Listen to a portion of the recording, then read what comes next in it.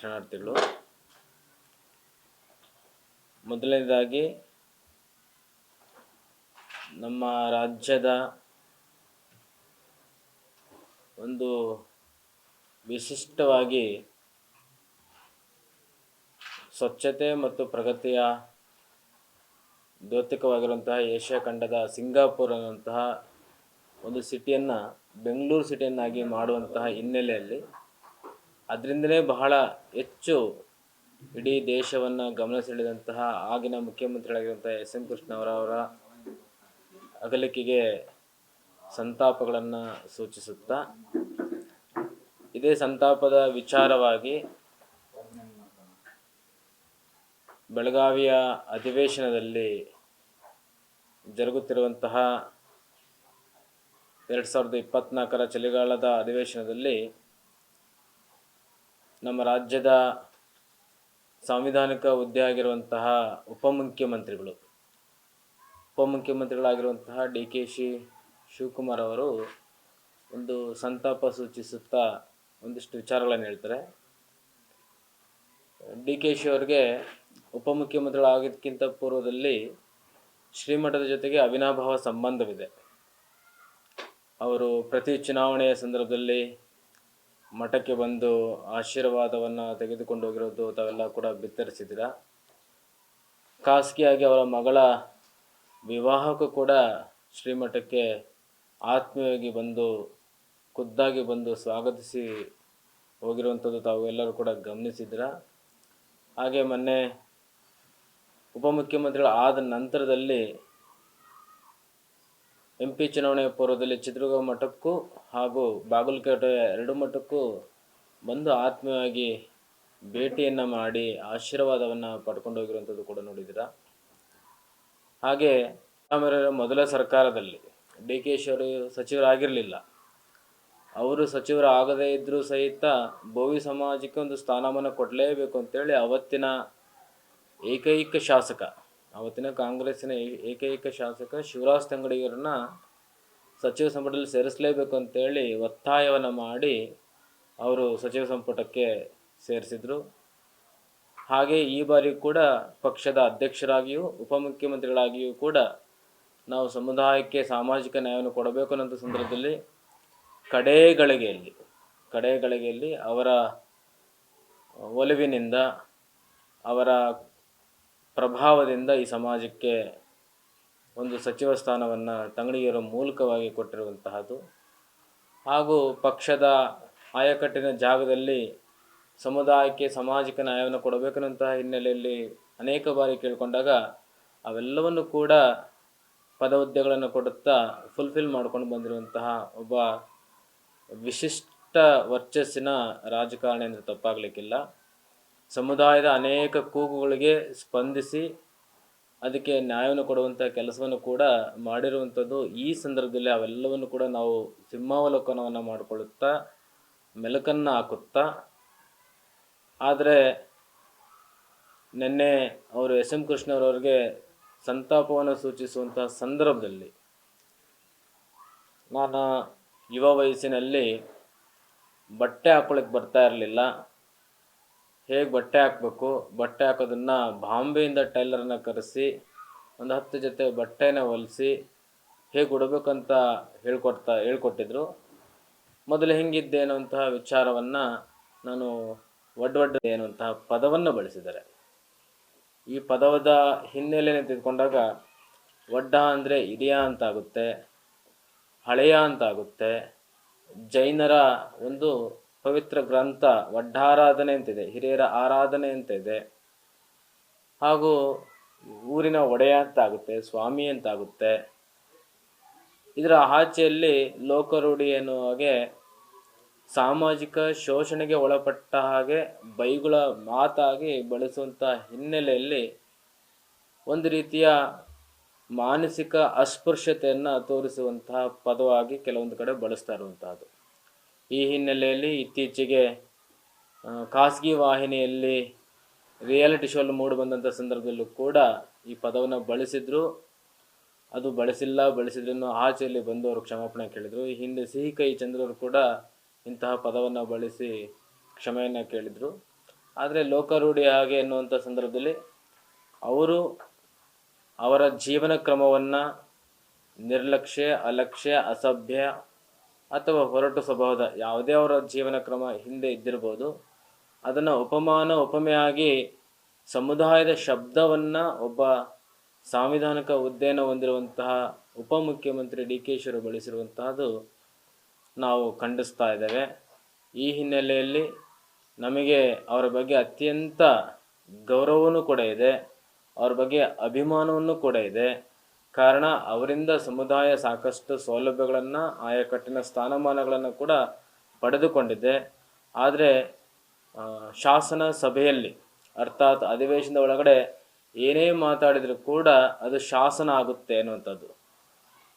ಶಾಸಕರಾಗಿರ್ಬೋದು, ಸಚಿವರಾಗಿರ್ಬೋದು, ಮಂತ್ರಿಗಳಾಗಿರ್ಬೋದು, ಅಲ್ಲಿ ಯಾರೇ ಏನೇ ಮಾತಾಡಿದರೂ ಕೂಡ ಅದು ಕಡತದಲ್ಲಿ ಸೇರುತ್ತೆ ಅನ್ನೋಂಥದ್ದು.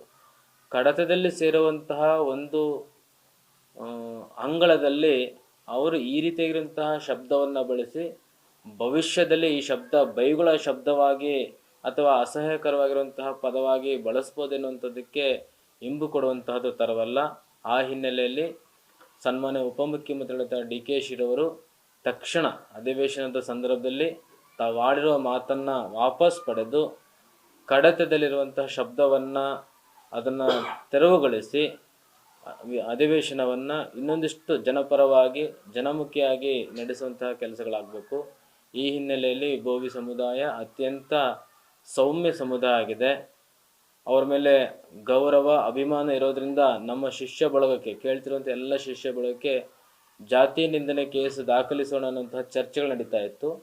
ಇಲ್ಲ, ಇದು ಉದ್ದೇಶಪೂರ್ವಕವಾಗಿ ಬಂದಿಲ್ಲ, ಅವರ ಮೂಲಕ ಸ್ಪಷ್ಟೀಕರಣ ಕೊಡಿಸೋಣ.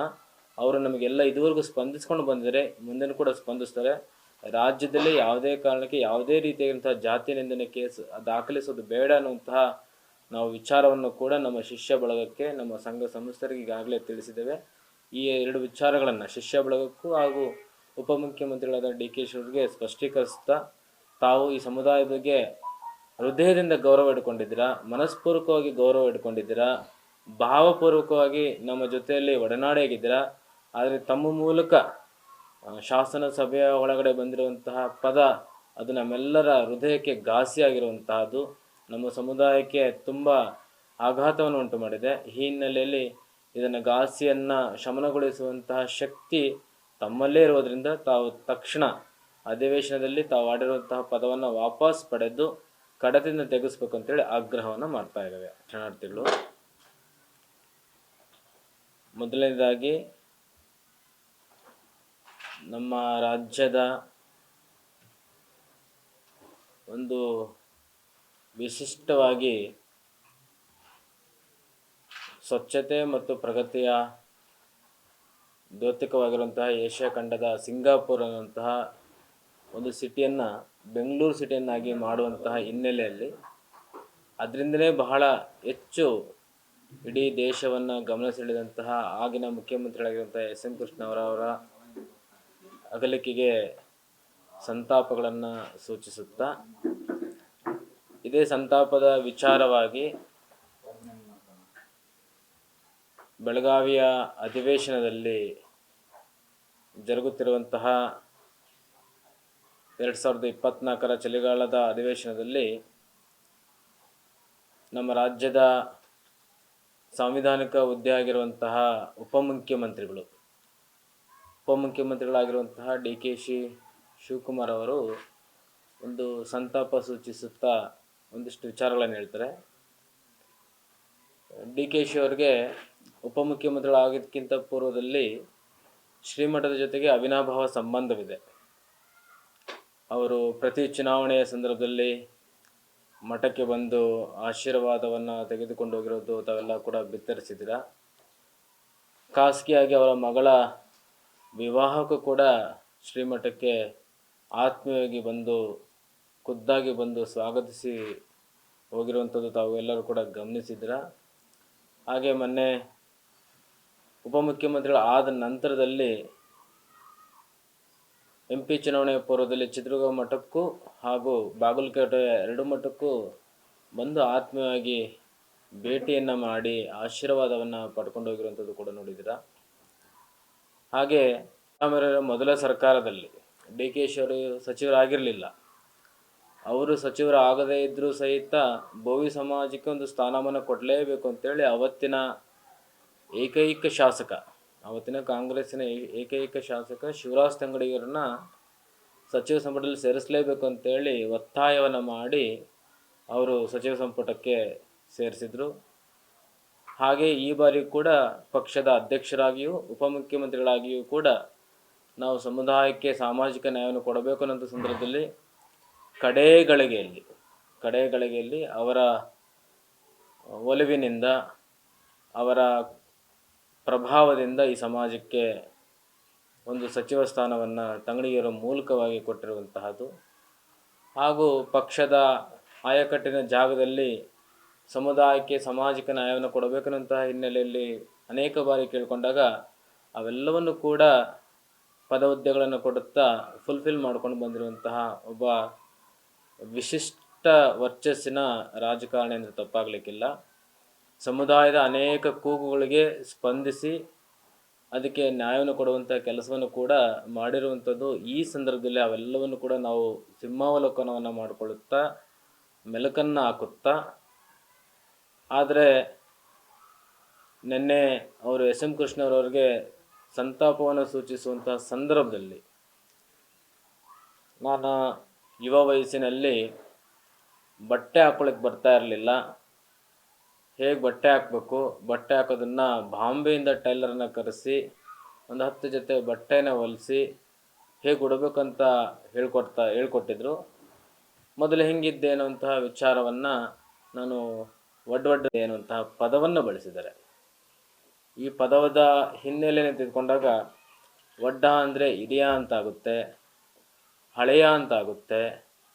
ಜೈನರ ಒಂದು ಪವಿತ್ರ ಗ್ರಂಥ ಒಡ್ಡಾರಾಧನೆ ಅಂತಿದೆ, ಹಿರಿಯರ ಆರಾಧನೆ ಅಂತ ಇದೆ.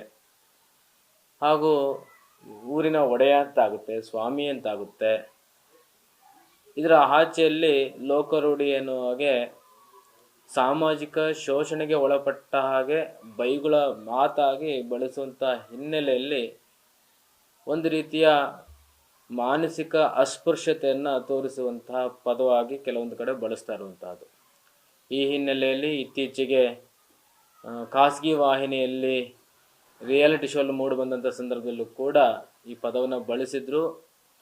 ಅದು ಬಳಸಿದ್ರೂ ಆಚೆಯಲ್ಲಿ ಬಂದವರು ಕ್ಷಮಾಪಣೆ ಕೇಳಿದರು. ಈ ಹಿಂದೆ ಸಿಹಿ ಕೈ ಚಂದ್ರವರು ಕೂಡ ಇಂತಹ ಪದವನ್ನು ಬಳಸಿ ಕ್ಷಮೆಯನ್ನು ಕೇಳಿದರು. ಆದರೆ ಲೋಕಾರೂಢಿ ಹಾಗೆ ಎನ್ನುವಂಥ ಸಂದರ್ಭದಲ್ಲಿ ಅವರು ಅವರ ಜೀವನ ಕ್ರಮವನ್ನು ನಿರ್ಲಕ್ಷ್ಯ, ಅಲಕ್ಷ್ಯ, ಅಸಭ್ಯ ಅಥವಾ ಹೊರಟು ಸ್ವಭಾವದ ಯಾವುದೇ ಅವರ ಜೀವನ ಕ್ರಮ ಹಿಂದೆ ಇದ್ದಿರ್ಬೋದು, ಅದನ್ನು ಉಪಮೆಯಾಗಿ ಸಮುದಾಯದ ಶಬ್ದವನ್ನು ಒಬ್ಬ ಸಾಂವಿಧಾನಿಕ ಹುದ್ದೆಯನ್ನು ಹೊಂದಿರುವಂತಹ ಉಪಮುಖ್ಯಮಂತ್ರಿ ಡಿ ಕೆ ಶಿ ಅವರು ಬಳಸಿರುವಂತಹದ್ದು ನಾವು ಖಂಡಿಸ್ತಾ ಇದ್ದೇವೆ. ಈ ಹಿನ್ನೆಲೆಯಲ್ಲಿ ನಮಗೆ ಅವರ ಬಗ್ಗೆ ಅತ್ಯಂತ ಗೌರವವೂ ಕೂಡ ಇದೆ, ಅವ್ರ ಬಗ್ಗೆ ಅಭಿಮಾನವನ್ನು ಕೂಡ ಇದೆ. ಕಾರಣ ಅವರಿಂದ ಸಮುದಾಯ ಸಾಕಷ್ಟು ಸೌಲಭ್ಯಗಳನ್ನು, ಆಯಕಟ್ಟಿನ ಸ್ಥಾನಮಾನಗಳನ್ನು ಕೂಡ ಪಡೆದುಕೊಂಡಿದೆ. ಆದರೆ ಶಾಸನ ಸಭೆಯಲ್ಲಿ ಅರ್ಥಾತ್ ಅಧಿವೇಶನದ ಒಳಗಡೆ ಏನೇ ಮಾತಾಡಿದರೂ ಕೂಡ ಅದು ಶಾಸನ ಆಗುತ್ತೆ ಅನ್ನುವಂಥದ್ದು. ಶಾಸಕರಾಗಿರ್ಬೋದು, ಸಚಿವರಾಗಿರ್ಬೋದು, ಮಂತ್ರಿಗಳಾಗಿರ್ಬೋದು, ಅಲ್ಲಿ ಯಾರೇ ಏನೇ ಮಾತಾಡಿದರೂ ಕೂಡ ಅದು ಕಡತದಲ್ಲಿ ಸೇರುತ್ತೆ ಅನ್ನೋಂಥದ್ದು. ಕಡತದಲ್ಲಿ ಸೇರುವಂತಹ ಒಂದು ಅಂಗಳದಲ್ಲಿ ಅವರು ಈ ರೀತಿಯಾಗಿರುವಂತಹ ಶಬ್ದವನ್ನು ಬಳಸಿ ಭವಿಷ್ಯದಲ್ಲಿ ಈ ಶಬ್ದ ಬೈಗುಳ ಶಬ್ದವಾಗಿ ಅಥವಾ ಅಸಹ್ಯಕರವಾಗಿರುವಂತಹ ಪದವಾಗಿ ಬಳಸ್ಬೋದೆನ್ನುವಂಥದ್ದಕ್ಕೆ ಇಂಬು ಕೊಡುವಂತಹದ್ದು ತರವಲ್ಲ. ಆ ಹಿನ್ನೆಲೆಯಲ್ಲಿ ಸನ್ಮಾನ್ಯ ಉಪಮುಖ್ಯಮಂತ್ರಿಗಳಾದ ಡಿ ಕೆ ಶಿರವರು ತಕ್ಷಣ ಅಧಿವೇಶನದ ಸಂದರ್ಭದಲ್ಲಿ ತಾವಾಡಿರುವ ಮಾತನ್ನು ವಾಪಸ್ ಪಡೆದು ಕಡತದಲ್ಲಿರುವಂತಹ ಶಬ್ದವನ್ನು ಅದನ್ನು ತೆರವುಗೊಳಿಸಿ ಅಧಿವೇಶನವನ್ನು ಇನ್ನೊಂದಿಷ್ಟು ಜನಪರವಾಗಿ, ಜನಮುಖಿಯಾಗಿ ನಡೆಸುವಂತಹ ಕೆಲಸಗಳಾಗಬೇಕು. ಈ ಹಿನ್ನೆಲೆಯಲ್ಲಿ ಬೋವಿ ಸಮುದಾಯ ಅತ್ಯಂತ ಸೌಮ್ಯ ಸಮುದಾಯ ಆಗಿದೆ. ಅವ್ರ ಮೇಲೆ ಗೌರವ, ಅಭಿಮಾನ ಇರೋದ್ರಿಂದ ನಮ್ಮ ಶಿಷ್ಯ ಬಳಗಕ್ಕೆ, ಕೇಳ್ತಿರುವಂಥ ಎಲ್ಲ ಶಿಷ್ಯ ಬಳಗಕ್ಕೆ ಜಾತಿ ನಿಂದನೆ ಕೇಸು ದಾಖಲಿಸೋಣ ಅನ್ನೋಂತಹ ಚರ್ಚೆಗಳು ನಡೀತಾ ಇತ್ತು. ಇಲ್ಲ, ಇದು ಉದ್ದೇಶಪೂರ್ವಕವಾಗಿ ಬಂದಿಲ್ಲ, ಅವರ ಮೂಲಕ ಸ್ಪಷ್ಟೀಕರಣ ಕೊಡಿಸೋಣ. ಅವರು ನಮಗೆಲ್ಲ ಇದುವರೆಗೂ ಸ್ಪಂದಿಸ್ಕೊಂಡು ಬಂದಿದ್ದಾರೆ, ಮುಂದೆನೂ ಕೂಡ ಸ್ಪಂದಿಸ್ತಾರೆ. ರಾಜ್ಯದಲ್ಲಿ ಯಾವುದೇ ಕಾರಣಕ್ಕೆ ಯಾವುದೇ ರೀತಿಯಾದಂತಹ ಜಾತಿ ನಿಂದನೆ ಕೇಸ್ ದಾಖಲಿಸೋದು ಬೇಡ ಅನ್ನುವಂತಹ ನಾವು ವಿಚಾರವನ್ನು ಕೂಡ ನಮ್ಮ ಶಿಷ್ಯ ಬಳಗಕ್ಕೆ, ನಮ್ಮ ಸಂಘ ಸಂಸ್ಥರಿಗೆ ಈಗಾಗಲೇ ತಿಳಿಸಿದ್ದೇವೆ. ಈ 2 ವಿಚಾರಗಳನ್ನು ಶಿಷ್ಯ ಬಳಗಕ್ಕೂ ಹಾಗೂ ಉಪಮುಖ್ಯಮಂತ್ರಿಗಳಾದ ಡಿ ಕೆ ಶಿವರಿಗೆ ಸ್ಪಷ್ಟೀಕರಿಸುತ್ತಾ, ತಾವು ಈ ಸಮುದಾಯದ ಬಗ್ಗೆ ಹೃದಯದಿಂದ ಗೌರವ ಇಟ್ಕೊಂಡಿದ್ದೀರಾ, ಮನಸ್ಪೂರ್ವಕವಾಗಿ ಗೌರವ ಇಟ್ಕೊಂಡಿದ್ದೀರಾ, ಭಾವಪೂರ್ವಕವಾಗಿ ನಮ್ಮ ಜೊತೆಯಲ್ಲಿ ಒಡನಾಡಿಯಾಗಿದ್ದೀರಾ. ಆದರೆ ತಮ್ಮ ಮೂಲಕ ಶಾಸನ ಸಭೆಯ ಒಳಗಡೆ ಬಂದಿರುವಂತಹ ಪದ ಅದು ನಮ್ಮೆಲ್ಲರ ಹೃದಯಕ್ಕೆ ಘಾಸಿಯಾಗಿರುವಂತಹದ್ದು, ನಮ್ಮ ಸಮುದಾಯಕ್ಕೆ ತುಂಬ ಆಘಾತವನ್ನು ಉಂಟು ಮಾಡಿದೆ. ಈ ಹಿನ್ನೆಲೆಯಲ್ಲಿ ಇದನ್ನು ಘಾಸಿಯನ್ನು ಶಮನಗೊಳಿಸುವಂತಹ ಶಕ್ತಿ ತಮ್ಮಲ್ಲೇ ಇರುವುದರಿಂದ ತಾವು ತಕ್ಷಣ ಅಧಿವೇಶನದಲ್ಲಿ ತಾವು ಆಡಿರುವಂತಹ ಪದವನ್ನು ವಾಪಸ್ ಪಡೆದು ಕಡತದಿಂದ ತೆಗೆಸ್ಬೇಕು ಅಂತೇಳಿ ಆಗ್ರಹವನ್ನು ಮಾಡ್ತಾ ಇದ್ದೇವೆ.